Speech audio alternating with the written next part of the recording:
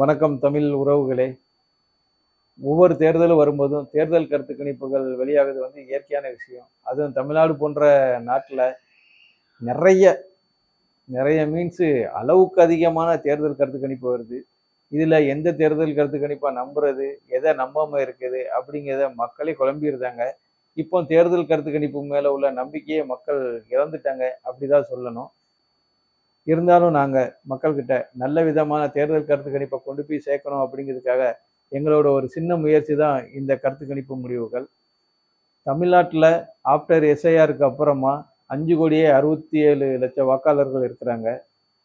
இந்த வட்டி விஜய் ஆரம்பிச்சிருக்க புதிய கட்சி தமிழ்நாட்டில் வழக்கமாக ஏடிஎம்கே டிஎம்கேக்கு இடையில தான் போட்டி இருக்கும்.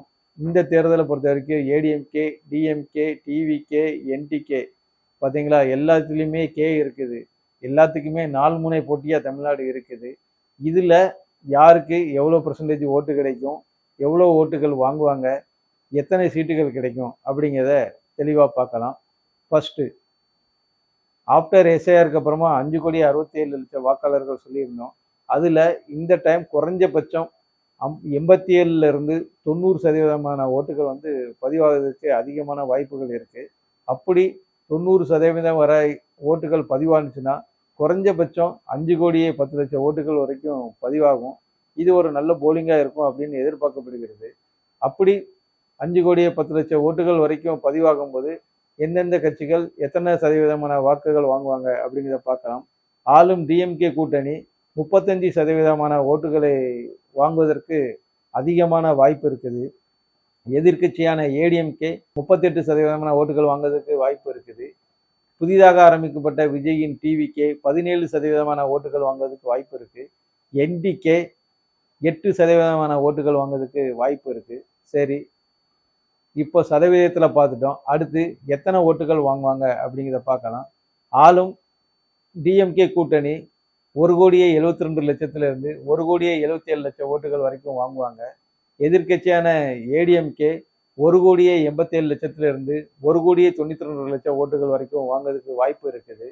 புதிதாக ஆரம்பிக்கப்பட்ட விஜயின் டிவிக்கே 80,00,000 1 கோடி ஓட்டுகள் வாங்குறதுக்கு அதிகமான வாய்ப்புகள் இருக்குது. என்டிகே 35,000 40,00,000 ஓட்டுகள் வாங்குவதற்கான அதிகமான வாய்ப்பு இருக்குது. சரி, இப்போ வாக்குகளும் பார்த்தாச்சு. அடுத்து எத்தனை சீட்டுகள் வாங்குவாங்க அப்படிங்கிறத பார்க்கலாம். ஆளும் டிஎம்கே கூட்டணி 109 சீட்டு ஜெயிப்பதற்கான வாய்ப்பு இருக்குது. எதிர்கட்சியான ஏடிஎம்கே 120 சீட்டுகள் ஜெயிப்பதற்கான வாய்ப்பு இருக்குது. டிவிகே 4 இடத்துல ஜெயிப்பதற்கு வாய்ப்பு இருக்குது. என்டிகே ஒரே ஒரு தொகுதியில் ஜெயிக்கிறதுக்கான வாய்ப்பு இருக்குது. அதுவும் சீமான் மட்டும் ஜெயிப்பாருன்னு நம்பப்படுது. இது நம்மளோட தேர்தல் கருத்து கணிப்பு. தேர்தல் முடிஞ்ச உடனே கண்டிப்பாக இன்னொரு வீடியோ போடுவேன். அதுக்கும் இதுக்கும் கம்பேர் பண்ணி பார்க்கலாம். நம்மளோட உண்மைத்தன்மை எந்த அளவுக்கு இருக்குது அப்படிங்கிறத தெரிஞ்சுக்கலாம். இது தேர்தலுக்கு 5 நாளைக்கு முன்னாடி எடுத்த தேர்தல் கருத்து கணிப்பு. 5 நாளைக்கு அப்புறமா தொகுதிகளில் நிறைய விஷயங்கள் மாறி இருக்கும். பெரிய விதமாக நல்லா கவனிச்சிருப்பாங்க வாக்காளர்களை. அதனால கூட நிறைய மாறி இருக்கும். நிறைய அந்த மாதிரி மாறும் பொழுது ஏற்கனவே நம்ம சொல்லியிருந்ததில் 3% கூடுதல் அல்லது குறைய வாய்ப்பு இருக்குது. ஒரு கட்சிக்கு 3% கூடுனுச்சுன்னா மீன்ஸ் இப்படி வச்சுக்கலாம்.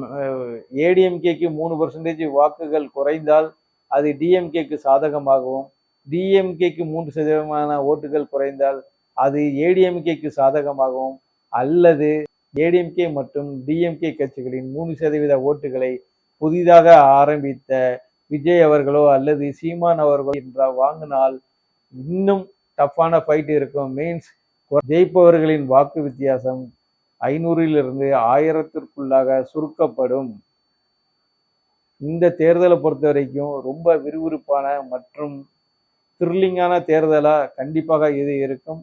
தமிழக வரலாற்றில் இந்த மாதிரி ஒரு தேர்தலில் யாரும் பார்த்துருக்க மாட்டாங்க. வாழ்க வளமுடன். நன்றி, வணக்கம்.